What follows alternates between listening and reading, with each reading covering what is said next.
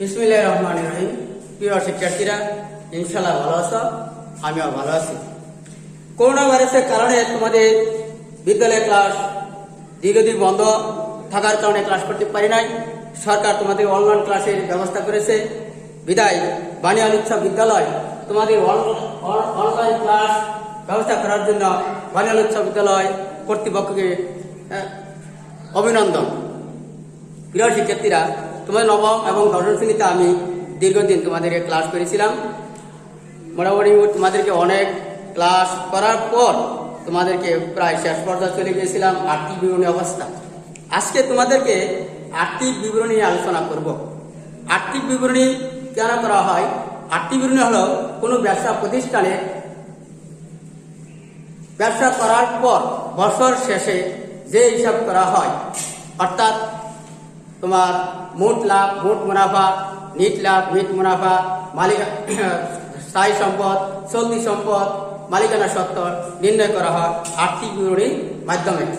সুতরাং শিক্ষার্থীরা, তোমাদেরকে আজকে আমি বিশদ আয় বিবরণী প্রস্তুত করতে গেলে দেখা যাচ্ছে তোমার মোট লাভ, নিট লাভ, মোট ক্ষতি, নিট ক্ষতি, নিট পরিচালনা ব্যয়, মোট পরিচালনা ব্যয় নির্ণয় করতে হয়। আজকে তোমাদেরকে আর্থিক বিবরণীর অধ্যায় থেকে তোমাদের পূর্বে তোমাদেরকে নিয়ম নীতি শেখানো হয়েছিল। সুতরাং আজকে তোমাদেরকে আর্থিক বিবরণী একটি প্রশ্ন আমি নিজে তৈরি করে নিয়ে আসছি। সেই প্রশ্নটা এখন আমি তোমার হোয়াইট বোর্ডে ব্যবহার করুন। যেটাতে তোমরা লক্ষ্য করবা।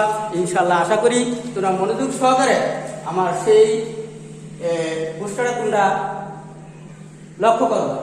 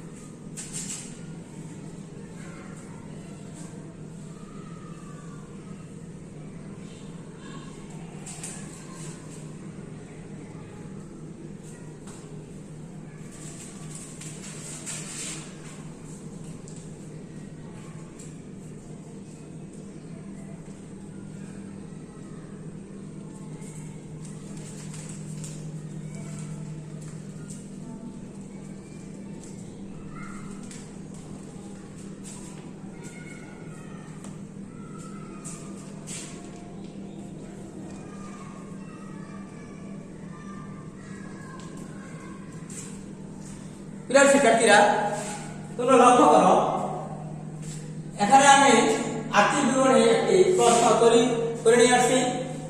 প্রশ্ন এক করি সংক্ষিপ্তভাবে।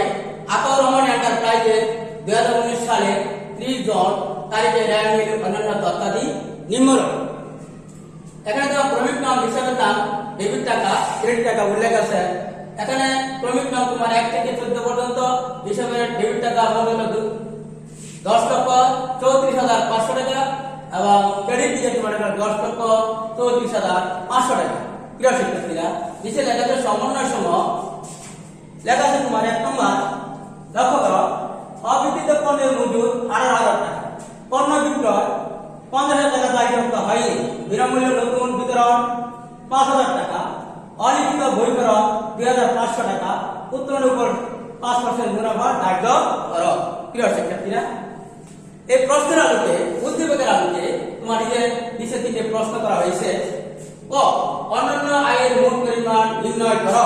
প্রিয় শিক্ষার্থীরা, খ নম্বর উদ্দীপকের আলোকে মোট মুনাফা পরিমাণ নিরূপণ করো। প্রশ্ন ও সমাপনী মূলধন 5,40,500 টাকা ধরে বছর শেষে আর্থিক অবস্থা বিবরণী প্রস্তুত করো। প্রিয় শিক্ষার্থীরা, এই প্রশ্নটা এখন আমি হোয়াইটবোর্ডে তোমার সমাধান করব।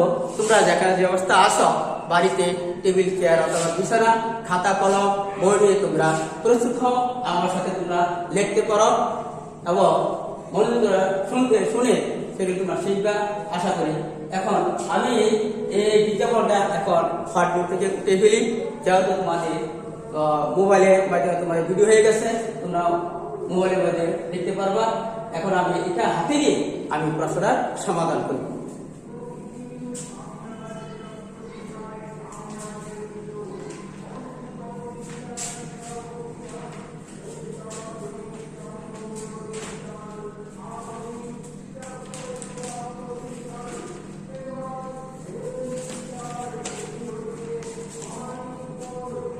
প্রিয় শিক্ষার্থীরা,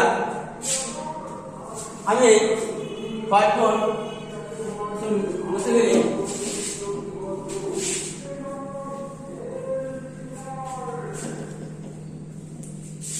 তোমাকে প্রশ্ন হয়েছিল শিক্ষার্থীগণ, অন্যান্য আয়ের মোট পরিমাণ নির্ণয় করো।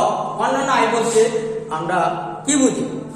অন্যান্য আয় বলতে ব্যবসা পরিচালনার ক্ষেত্রে দেখা যাচ্ছে যেটা তোমার পরিচালনা আয়, পরিচালনা আয় আর একটা পরিচালনা ব্যয়, এটা বলা হয় অন্যান্য আয় অন্যান্য ব্যয়। তোমার এখানে তোমার দেখা যাচ্ছে অন্যান্য আয়ের মোট পরিমাণ নির্ণয় করো।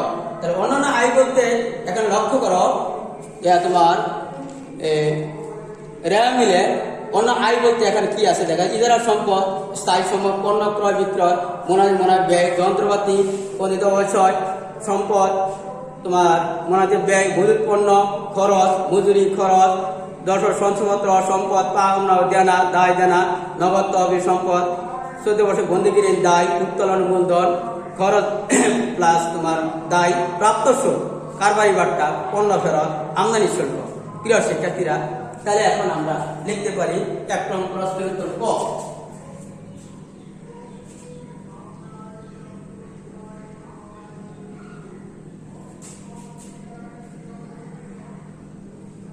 একটা প্রশ্ন দেখো, একটা সলভ করতে পারো তোমরা।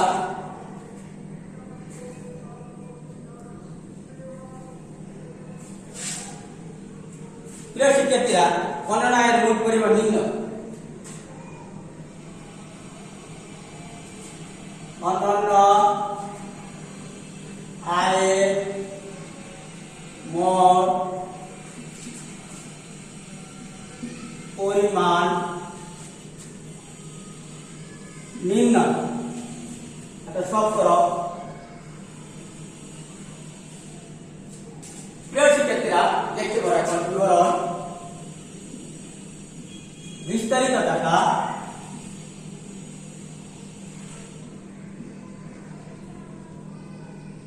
পরিমাণ টাকা,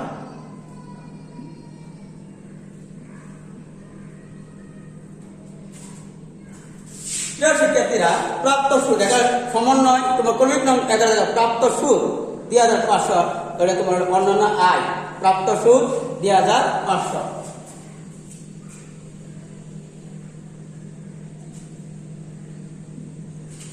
প্রথম কলমে লেখো 2,500। প্রিয় শিক্ষার্থীরা, এখানে তোমার আছে প্রাপ্ত সুদ 2,500 টাকা। তাহলে তোমরা লক্ষ্য করো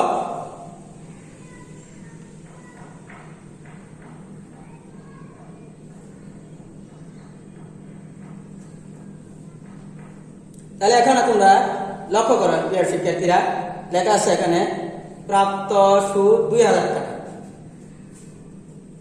প্রাপ্ত সুদ তোমার 2,000 টাকা। এখন দেখা যাচ্ছে তোমার প্রাপ্ত তোমার এখানে আছে তোমার 10% সঞ্চয়পত্র, 10% সঞ্চয়পত্র 1, 10, 18, 60,000 টাকা। প্রিয় শিক্ষার্থীরা, সঞ্চয়পত্র আমার সম্পদ, দীর্ঘমেয়াদী সম্পদ। সঞ্চয়পত্র 10% সুদ নির্ণয় করতে হবে।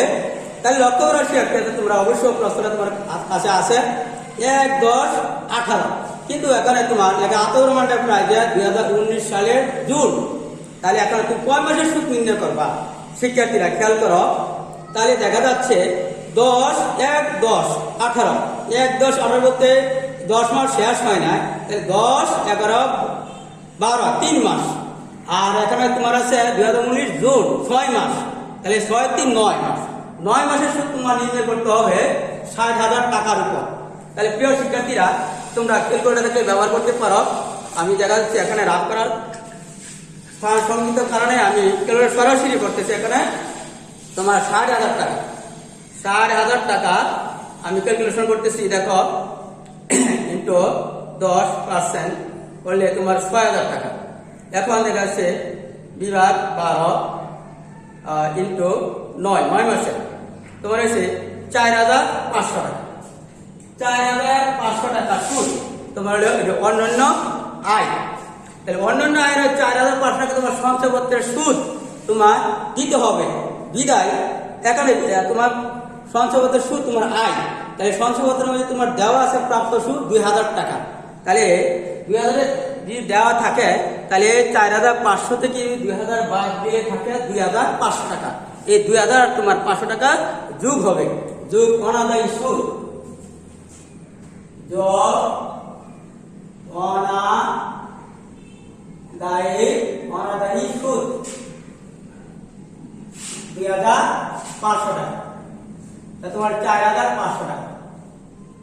প্রিয় শিক্ষার্থীরা আবার লক্ষ্য করো, এখানে বলা হয়েছে তোমার সমন্বয় খেয়াল করো।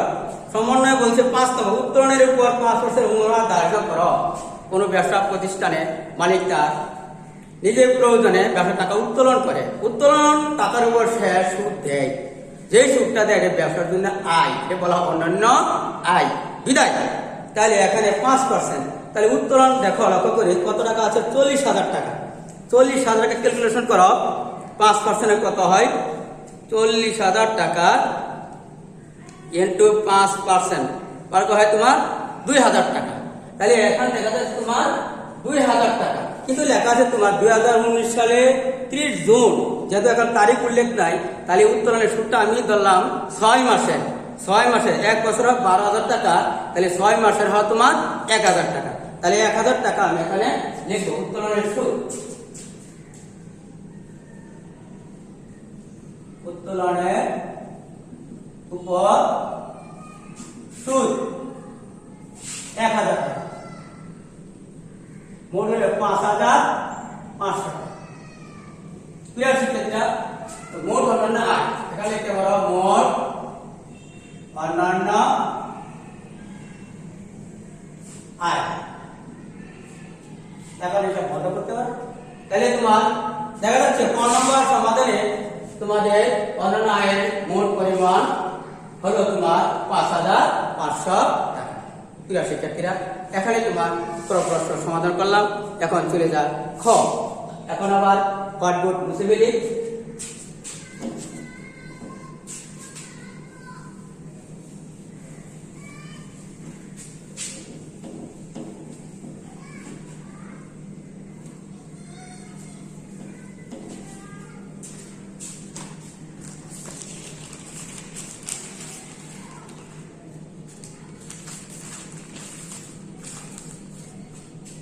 প্রিয় শিক্ষার্থীরা এখানে তোমাকে বলছে খ নম্বর বলছে উদ্দীপকের আলোকে মোট মুনাফার পরিমাণ নিরূপণ করো।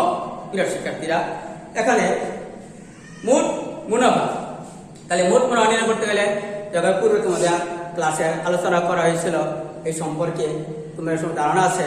এখন আমি আলোচনা না আগে আমি সরাসরি অঙ্কটা করতে পারি, লিখতে পারি আতাউর এন্টারপ্রাইজ, আতাউর এন্টারপ্রাইজ বিশদ আয় বিবরণী। খ নম্বর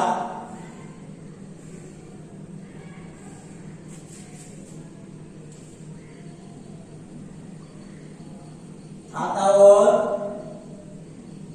এন্টারপ্রাইজ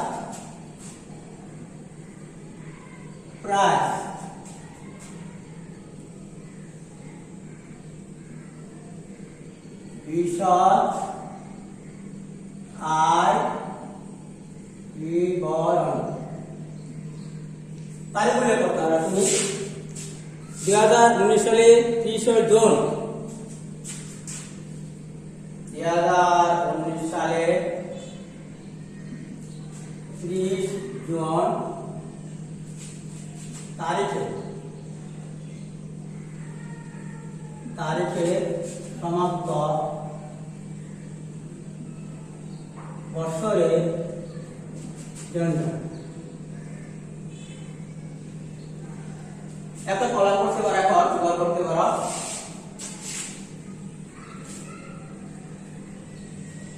তোমার গড় করতে গড় হবে, তাহলে খেয়াল করে শিক্ষার্থীরা আমি গড় করলাম বলে আকাউর এন্টারপ্রাইজ, আকাউর এন্টারপ্রাইজ বিশদ আয় বিবরণী 2019 সালের 30 জুন তারিখে সমস্ত বছরের জন্য প্রস্তুতির বলা হয় বিবরণ। 3 নম্বর টাকার গড়,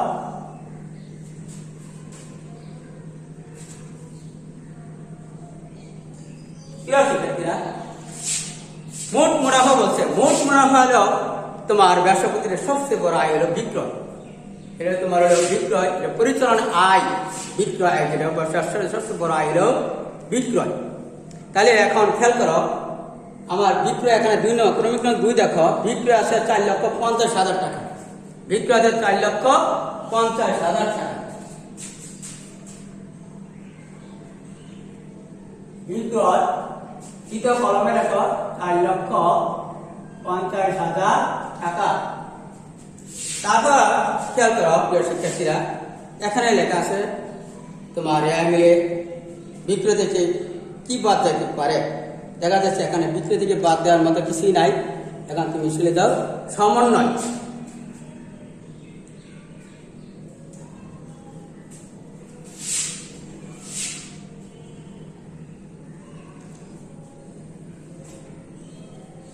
প্রিয় শিক্ষার্থীরা, সমন্বয় পূর্বে দেখা যাচ্ছে রেয়া মিলে আছে, কারবারি বারটা আছে তোমার 2,500, আর পণ্য ফেরত আছে 5,000 টাকা, পণ্য ফেরত 5,000 টাকা, এখানে তোমার পণ্য ফেরত বলা হয়েছে, তাহলে যেহেতু ডেবিট দিকে টাকা, তাহলে বোঝা যাচ্ছে টাকাটা বিক্রিত পণ্য ফেরত আসছে, বিক্রিত পণ্য ফেরত আসছে, তাহলে এই টাকাটা বিক্রয় থেকে বাদ যাবে, বিয়োগ করি, তাহলে বিয়োগ পণ্য ফেরত,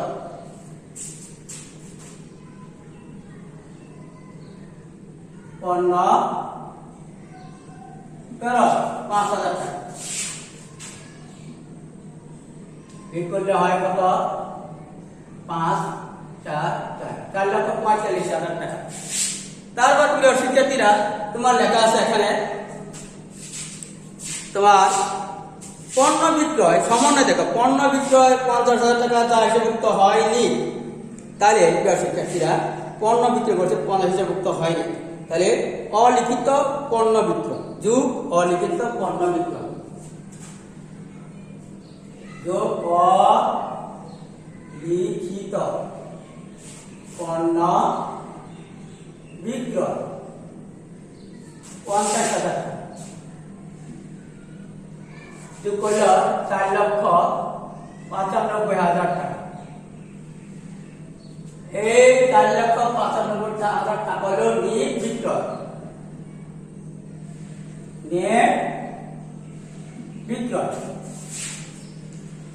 এখন প্রিয় শিক্ষার্থীরা, তোমার বিক্রিত পণ্য ব্যয় বাদ দিতে হবে, বিক্রয় থেকে বিক্রিত পণ্য ব্যয় বাদ দিতে হবে। বিক্রিত পণ্য ব্যয় কি, ব্যবসা পরিচালনা করতে গেলে যে সমস্ত খরচ হয়, যে খরচকে বলা হয় তোমার প্রত্যক্ষ খরচ, অর্থাৎ প্রত্যক্ষ খরচ করে তোমার ব্যবসা বাণিজ্য করতে হয়। তাহলে এখানে প্রত্যক্ষ খরচের মধ্যে দেখা যায় তোমার আছে তোমার আমদানি শুল্ক আছে, আর ব্যবসার যে খরচটা আছে পণ্য ক্রয়, এটা একটা খরচ, তোমার পণ্য ক্রয় আছে 2,30,000 টাকা, এটা ব্যবসা বিক্রিত পণ্যের ব্যয়। তাহলে লিখতে পারি বিক্রিত পণ্যের ব্যয় বাদ দিলে লেখা বাদ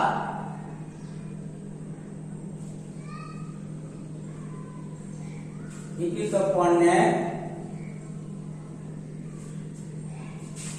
ব্যয়। দেখতে পারো পণ্য ক্রয়, পণ্য ক্রয় আছে তোমার 2,30,000 টাকা, প্রথম কলম লেখো 2,30,000 টাকা। তারপর তোমার লেখা আছে তোমার কারবারি বার্তা, ক্রেডিট পাশে লেখা আছে তোমার 2,500 টাকা, যেহেতু টাকার তোমার ক্রেডিট পাশে কত পণ্য ক্রয় করার সময় তুমি বার্তা পাইছ, তো পণ্য করলে বার্তা পাওয়া হয়, রেট বলা হয় তোমার কারবারি বার্তা। তাহলে এই কারবারি বার্তা ক্রয় থেকে বাদ যাবে, এটা বলা হয় ক্রয় বার্তা। ইউ ক্রয় বার্তা, ক্রয় বার্তা, ক্রয় বার্তা হলো 2500 টাকা, 2500 টাকা। তাহলে এখন বিয়োগ করলে তোমার কি হওয়া দাঁড়ায়, খেয়াল করো, 2500 টাকা নিচে লেখো 5, 7 আছে 7, আছে 2, 1 লক্ষ 2 লক্ষ 27,000 টাকা।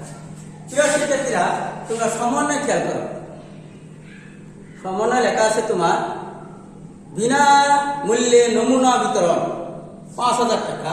অর্থাৎ ব্যবসা করতে গেলে দেখা যাচ্ছে কতগুলি পণ্য আছে, মানুষের পণ্য সম্পর্কে ধারণা না থাকার কারণে মানুষের পণ্য বিতরণ করতে হয়, বিলি করতে হয় প্রচারের জন্য।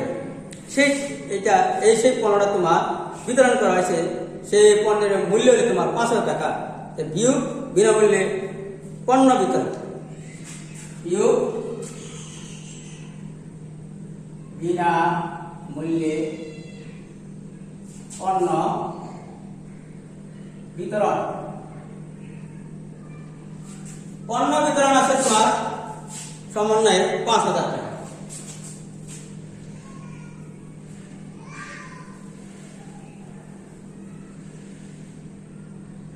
দুই লক্ষ 22। প্রিয় শিক্ষার্থীরা, আবার লক্ষ্য করো, তোমার লেখা আছে সমন্বয় 4, অলিখিত বই ফেরত 2,500 টাকা। অলিখিত বই ফেরত মানে কি? অলিখিত বই ফেরত বলতে পণ্য ক্রয় করার পর দেখা যাচ্ছে কিছু পণ্য সমস্যা বা ত্রুটি থাকতে পারে, সেই পণ্যের পরিমাণ ফেরত দেওয়া হলো, সেই পণ্যের দাম হলো 2,500 টাকা।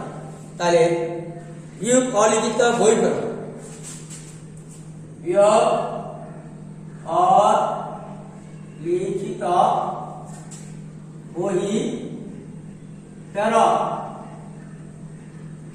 অলিখিত বই ফেরত হলে তোমার 2,500 টাকা।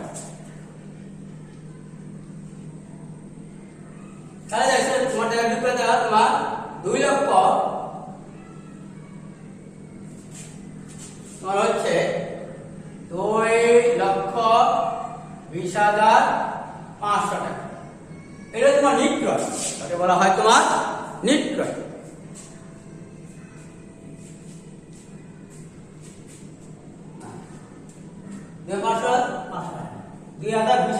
দুই লক্ষ 20,000 টাকা।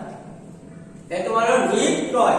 প্রিয় শিক্ষার্থীরা, হঠাৎ তোমার জায়গা না থাকার কারণে আমি আবার মুছে ফেললাম। তোমরা লক্ষ্য করো, আমার কিন্তু খেয়াল আছে কত টাকা লক্ষ্য আছে, খেয়াল আছে আমার, মুছে ফেললাম আবার।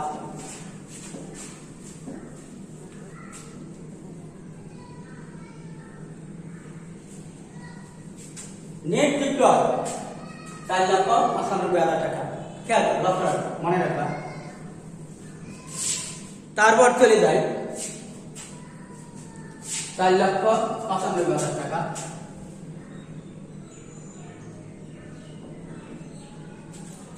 টাকা। প্রিয় শিক্ষার্থীরা, তারপর তোমার যাবে কি যাবে, আর কি যাবে তোমার এখানে প্রত্যক্ষ খরচ মধ্যে। আর দেখো প্রথম দিকে দেখি তোমার আছে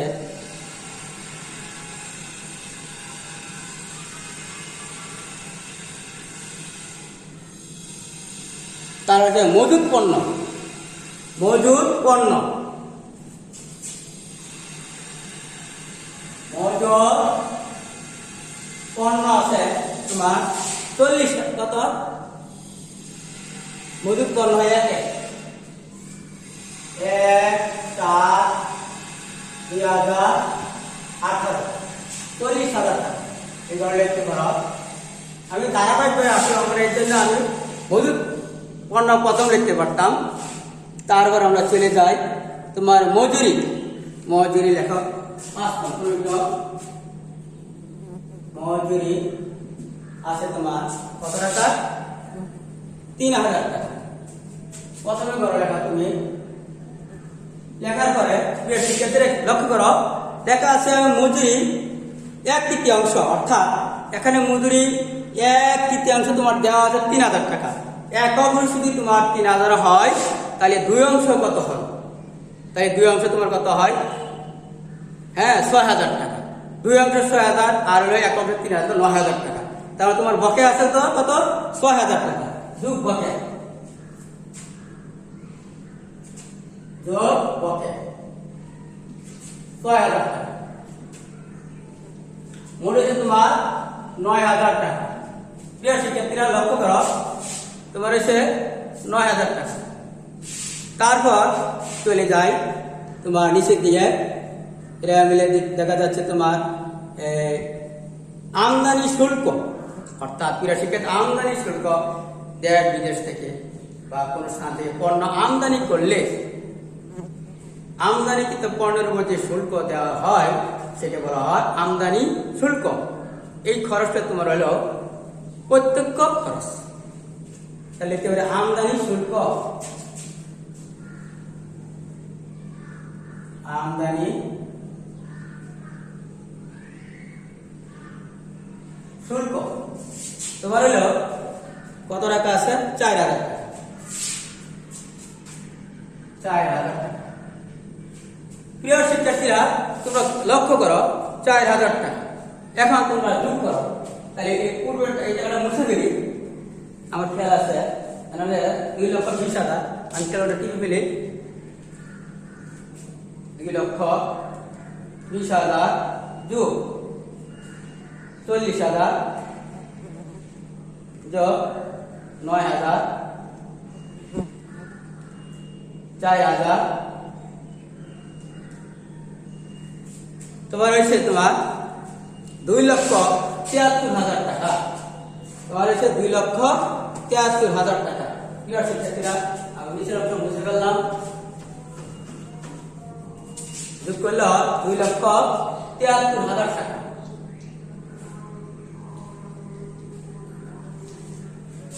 প্রিয় শিক্ষার্থীরা আবার লক্ষ্য করো, সমন্বয়ে বলা আছে অবিকৃত পণ্যের মজুদ 8,000 টাকা, অর্থাৎ বছরের প্রথম থেকে শেষ পর্যন্ত তোমরা যে ব্যবসা পরিচালনা করা হয়েছে তোমাদের এই ব্যবসা থেকে দেখা যাচ্ছে পণ্য বিক্রয় করার পর অবিকৃত পণ্য থাকলো, অর্থাৎ মজুদ থাকলো, সে তার পরিমাণ হলো 18,000 টাকা। সেই টাকাটা তোমার এখান থেকে ঠিক করতে হবে।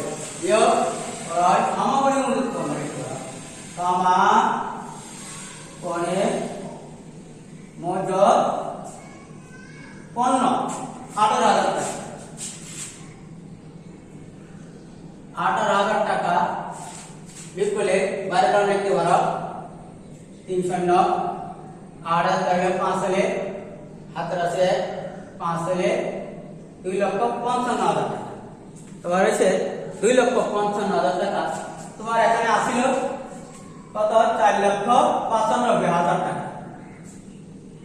এটা নির্বিক করো। প্রিয় শিক্ষার্থীরা এখন তুমি বিয়োগ করতে পারো, বিয়োগ করে কত থাকে হয়? 1 2 3 5 4 2। তোমার হয়েছে 2,40,000 টাকা। এই 2,40,000 টাকা হলো মোট মুনাফা। তোমরা লিখতে পারো মোট মুনাফা। হিসাব বন্ধ করো, একবারে বন্ধ করলাম। প্রিয় শিক্ষার্থীরা আমি এখানে এক নম্বর প্রশ্ন উত্তর সব করতে গিয়ে দেখা যায় তোমাদের পাঠ্যটা আমি পূর্ণাঙ্গভাবে ধারাবাহিক করতে পারি নাই, বিদায় আমি এগুলি মুছে মুছে করা হয়েছে। যেহেতু ভিডিও করা হচ্ছে তোমরা ভিডিও অবশ্যই আছে, দেখতে পারবা। এখানে তোমরা আমরা কি জানতে পারলাম? বিষয়টা আয় 2019 সালে 30 জুন তারিখে সমস্ত বছরের জন্য যেটা প্রস্তুত করছি। এখানে আমরা তোমার ব্যবসা বিক্রি থেকে বীজ বিক্রি থেকে তোমার বিক্রিত পণ্যের ব্যয় বাদ দেওয়ার পর অন্যান্য খরচ প্রত্যেক খরচ বাদ দেওয়ার পর তারপর আমাদের সমগ্র উৎপন্ন বাদ দেওয়ার পর আমরা মোট মুনাফা নির্ণয় করলাম, অর্থাৎ মোট ক্ষতি হতে পারতো। যেহেতু এখানে দেখা যাচ্ছে আয়ের চেয়ে ব্যয়ের পরিমাণ কম, বিধায় এখানে তোমার মোট লাভ হলো 2,40,000 টাকা। প্রিয় শিক্ষার্থীরা, আবার তৃতীয় অংশ চলে যায় গ নম্বর। লক্ষ্য করবা, আশা করি ইনশাল্লাহ যা যেখানে আছে তোমরা একটু খেয়াল করো।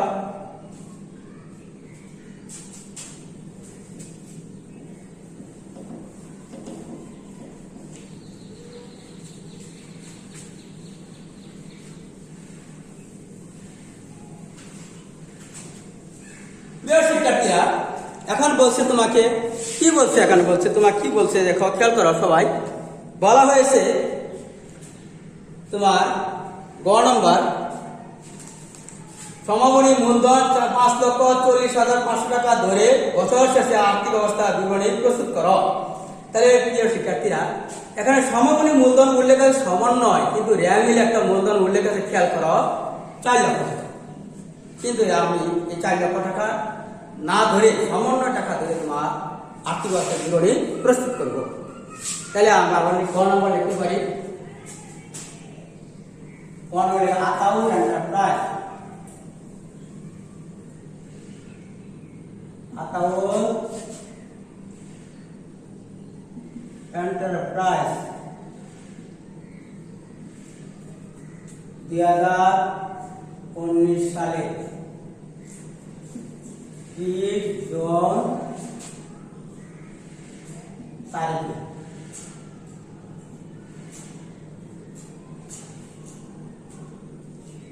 না, এখানে তোমার লিখতে হবে আর্থিক বিবরণী লিখতে পারে,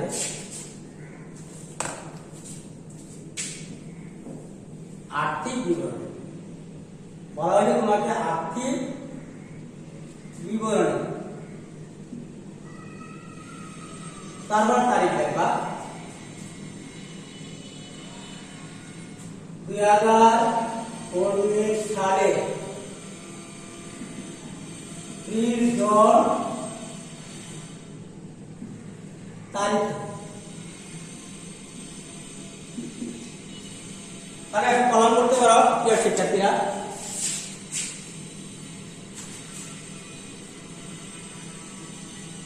টাকার গড় 3টা করো,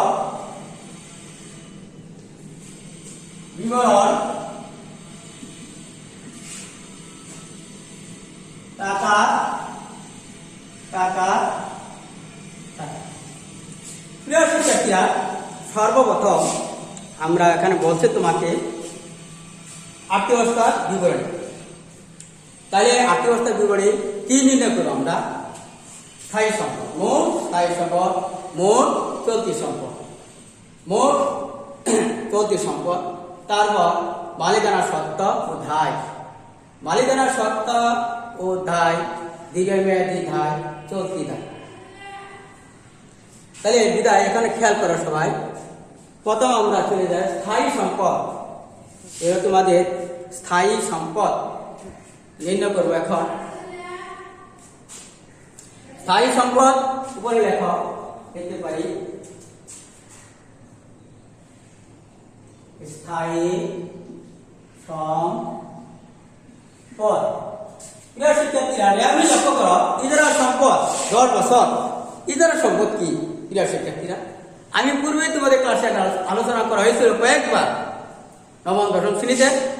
ইজারা সম্পদ, ইজারা বলতে কোনো স্থান, কোনো ঘাট, কোনো বাজার অথবা কোনো জমি, কোনো যে কোনো সম্পদ দীর্ঘমেয়াদের জন্য ইজারা নেওয়া হয়।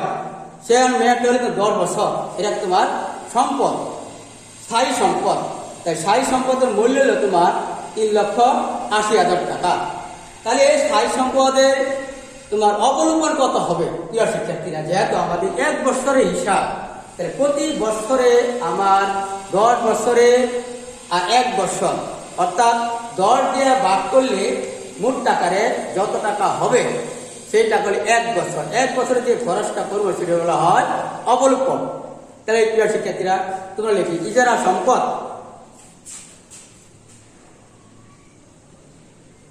ইজারা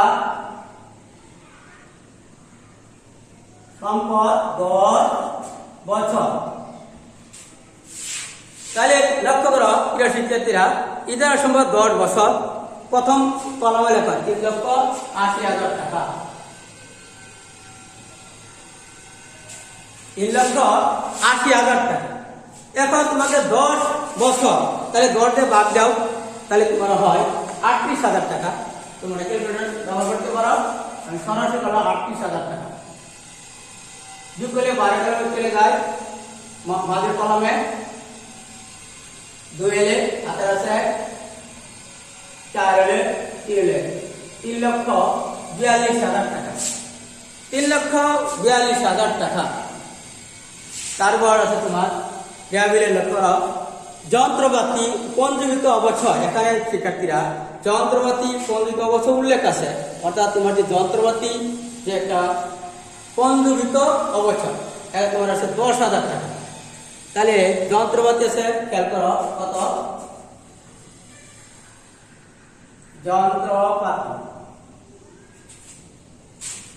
যন্ত্রপাতি আছে তোমার 1,67,500 টাকা। 1,67,500 টাকা বিয়োগ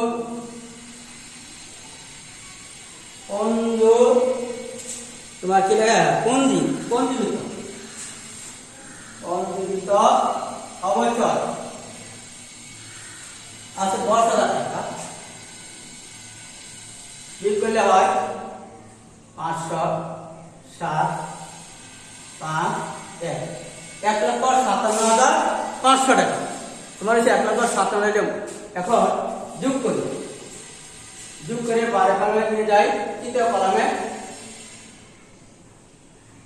5, 9, 9, 4, 4,99,500 স্থায়ী সম্পদ।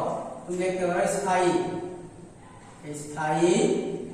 সম্পদ 4,99,500 টাকা। ঠিক আছে শিক্ষার্থীরা,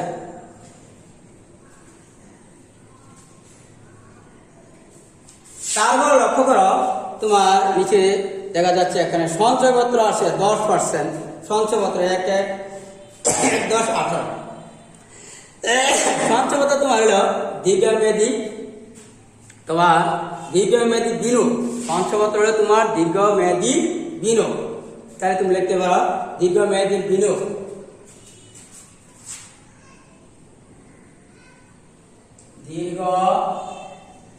দীর্ঘমেয়াদী বিনিয়োগ।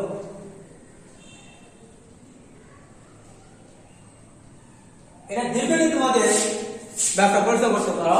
দীর্ঘমেয়াদী বিনিয়োগ 10% সঞ্চয়পত্র, 10%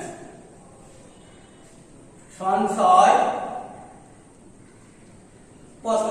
তারিখ আছে এখানে 1/10/18, 1/10/18। তোমার টাকা হইল 60,000 টাকা। তোমার 60,000 টাকা সরাসরি দিতে পারো। তৃতীয় কলম, তারপর তোমার আর কি যাবে, এখন তোমার হলে চলতি সম্পদ। প্রিয় শিক্ষার্থীরা, এখন লেখা চলতি সম্পদ। প্রিয় শিক্ষার্থীরা, আমি হোয়াইটবোর্ড মুছে নিয়ে তোমার 4 টাকার আংশিক লেখা আছে এখানে।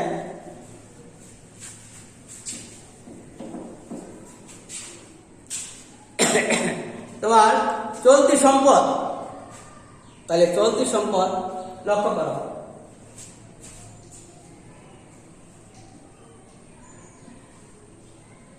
চলতি সম্পদ। চলতি সম্পদ তোমার আবার আমি লিখতে যাই। এখানে দেখা যায় তোমার ইজারা সম্পদ, পণ্য যন্ত্রপাতি, মজুরি, সঞ্চয়পত্র, পাওনা আর দেনা। ঠিক আছে, পাওনা ধার আর পাওনা, দেনা আর দেনাদার, দেনা আর দেনাদার। পাওনা মানে পাওনাদার, পাওনা মানে দেনাদার, আর দেনা হলে পাওনাদার। পাওনা তোমার হলে সম্পদ। দেখো পাওনা,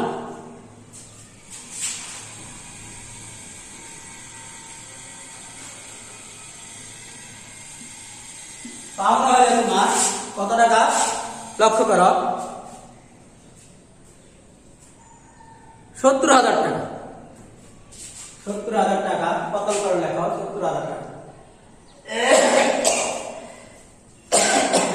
তারপর লেখা সম্মানে খেয়াল করো, পণ্য বিক্রয় এত টাকা যা হিসাবভুক্ত হয়নি, অর্থাৎ বাকিতে পণ্য বিক্রয় করা হয়েছিল তা হিসাবে লেখা হয়নি, সেগুলো তোমার দেনাদার, অর্থাৎ টাকাটা তোমার পাওনা।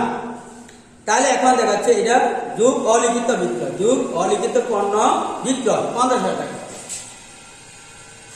যোগ অলিখিত বিক্রয় 50,000 টাকা। তাহলে যোগ করলে হয় তোমার 1,20,000 টাকা, 1,20,000 টাকা। তারপর 34 নম্বর দেখি নগদ তহবিল, 8 নম্বর 8 নগদ তহবিল, নগদ তহবিল, নগদ তহবিল হলো তোমার 35,000 টাকা।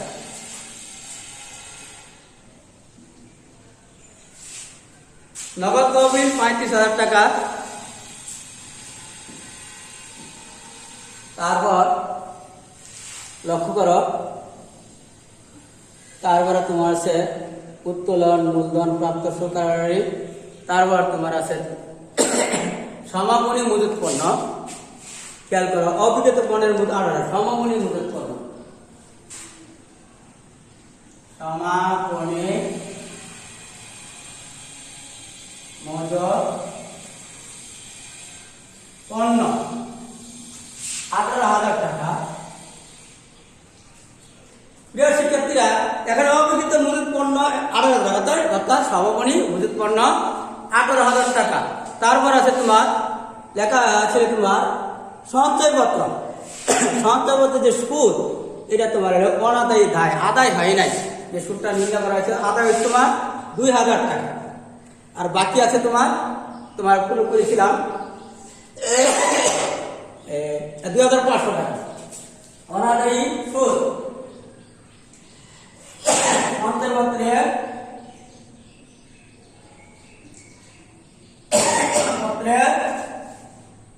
অনাদায়ী সুদ 2,500 টাকা।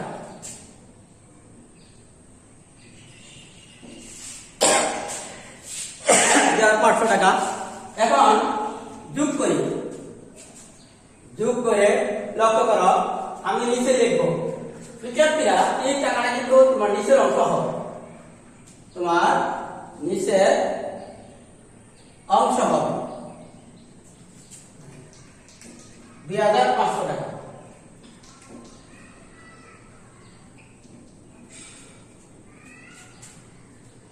আমি নিচে নিয়ে যাই, তোমার ক্যালকুলেশন করি কত হয়। আগে পুরো ছিল 4,500,000 টাকা, পরে 60,000 টাকা। ক্যালকুলেশন করি কত হয়, তোমার 12,000 টাকা যোগ 35,000 টাকা যোগ 18,000 টাকা যোগ 2,500 টাকা। তোমার হচ্ছে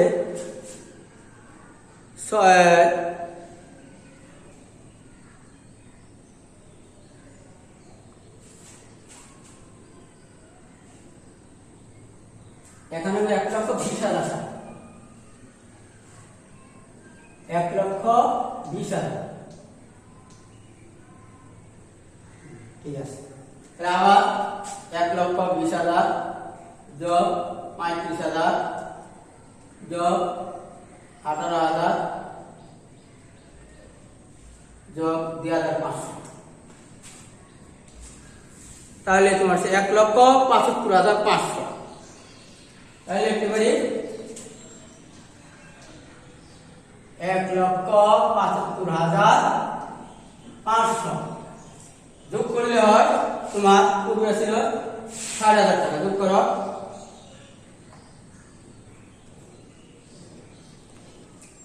যোগ 60,000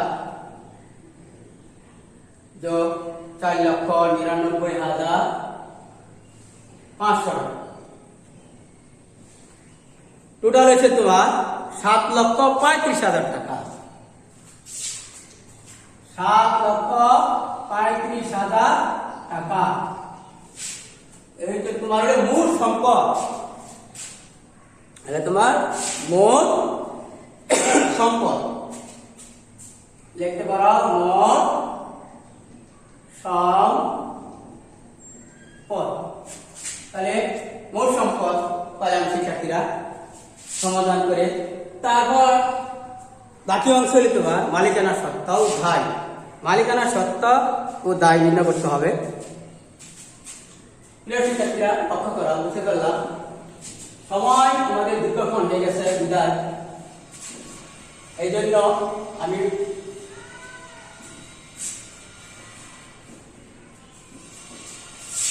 তারপরে তোমার লেখা আছে তোমার মালিকানা সত্ত্ব।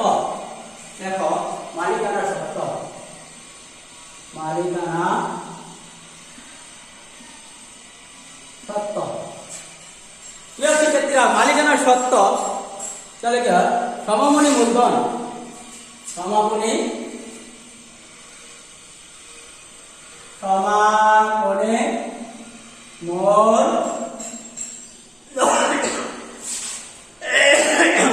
তোমার প্রশ্নে দেওয়া আছে 5,40,500 টাকা। দেখে লিখতে প্রশ্নে প্রদত্ত হলো তোমার 5,40,500 টাকা। 5,40,500 টাকা। তোমাদের অনেক সময় শিক্ষার্থীরা তারপর অঙ্কটা শেষ করে চেষ্টা করতেছি। তারপর তোমার দীর্ঘমেয়াদী দায়। দীর্ঘমেয়াদী দায় এখানে আছে তোমার 14 বছর বন্ধকি ঋণ। দীর্ঘমেয়াদী দায়,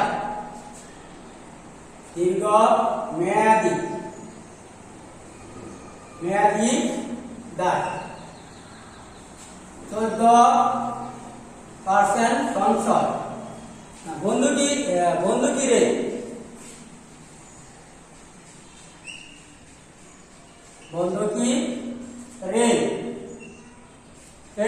তোমার তারিখ উল্লেখ আছে 18 তোমার 18 1,50,000 টাকা। 1,50,000 টাকা।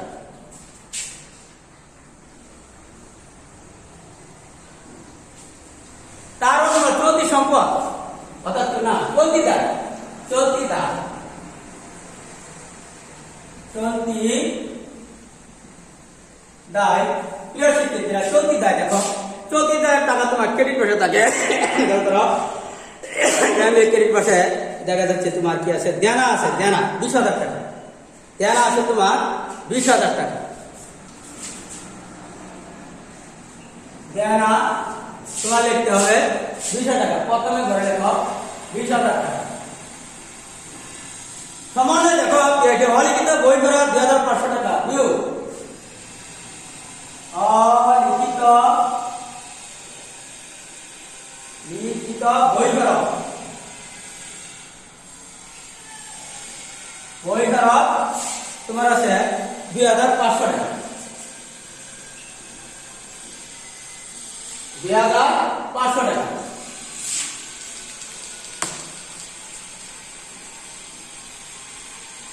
এখন বিয়োগ করার পরে তোমার কাছে কত হয়? 17,500 টাকা। 17,500 টাকা। তারপর দেখো তোমার শিক্ষার্থীরা মজুরি এক তৃতীয়াংশ অর্থাৎ 2 অংশ তোমার বকেয়া ছিল। মজুরি বকেয়া, মজুরি বকেয়া উপরে লিখবো আমি মজুরি বকেয়া। এটা আছে মজুরি বকেয়া, মজুরি বকেয়া 6,000 টাকা। দ্বিতীয় কলমে লেখো 6,000। তারপর তোমার কি আছে লক্ষ্য করো। তারপর তোমার আছে বন্ধকি ঋণের বকেয়া সুদ। বন্ধকি ঋণের বকেয়া সুদ, বন্ধকি ঋণের বকেয়া সুদ। বন্ধকি ঋণের বকেয়া সুদ 14%। প্রিয় শিক্ষার্থীরা আমি বাইর করছিলাম তোমার কত টাকা হয় খেয়াল করো সবাই। হ্যাঁ 14% কত হয়? তোমার এখানে দেখা যাচ্ছে 18 এখানে 19 যোগ, তাহলে এখানে তোমার 1.5 বছর, অর্থাৎ রেল করেছিল 1.5 বছর, মানে 6 মাস আগে। তাহলে বিদায় এখানে তোমার 1 বছর সুদ ধরবা। 14 বছরে 1 করে সুদ কত আসে দেখো, তোমার 1,50,000 টাকা ইন্টু 14% করলে হয় 21,000 টাকা। তোমার হইতেছে বন্ধুকের বকেয়া সুদ 21,000 টাকা। তোমার হলো 21,000 টাকা। তারপর এখানে তোমার চলতি দায় নাই, বিদায় হ্যাঁ শেষ হয়ে গেছে মোটামুটি, হ্যাঁ হ্যাঁ শেষ কমপ্লিট হয়ে গেছে। আর নাই এখন যোগ করতে হবে। যোগ করলে কত হয়, নিচেরটা সহ যোগ করো। যোগ করলে হবে দেখো কত, 17,500 17,500 যোগ হইতেছে তোমার 20,000 6,000, তারপর তোমার 21,000, মোট হচ্ছে তোমার 40,500 টাকা। আর 40,500 টাকা। এখন যোগ করো প্রিয় শিক্ষার্থীরা, 500 আছে, তুমি 1,50,000 যোগ 1,50,000, তারপর যোগ 5 লক্ষ,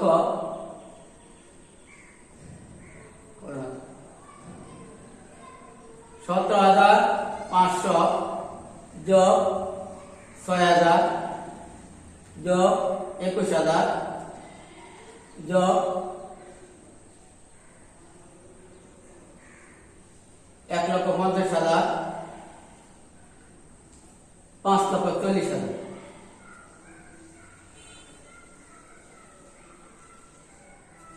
5,40,000 5,40,500 যোগ 1,50,000 যোগ 40,500 7,35,000। অর্থাৎ তোমার ডাবল যোগ করার বেশি হয়েছিল 7,35,000 টাকা। তোমার দেখতে পারি 7,35,000 টাকা, অর্থাৎ মোট সম্পদ তারপর তোমার মোট দায় মালিকানা সত্ত্ব সমান। তাহলে তোমরা লিখতে পারো প্রিয় শিক্ষার্থীরা, মোট দায় ও মালিকানা দেখো, মোট দায় ও মালিকানা সত্ত্ব। এখন তোমার হিসাব বন্ধ করলাম প্রিয় শিক্ষার্থীরা। দীর্ঘক্ষণ তোমাদের ক্লাস করলাম, যেহেতু পুরো প্রশ্ন তোমাদের সমাধান করতে অনেক সময় চলে গেছে। আশা করি তোমরা অঙ্কটা বুঝতে পারছো। পরবর্তী ক্লাসে ইনশাল্লাহ তোমাদের সাথে দেখা হবে। এখানে আমার ক্লাস সমাপ্ত করলাম। আল্লাহ হাফেজ। আসসালামু আলাইকুম ওয়া রাহমাতুল্লাহ।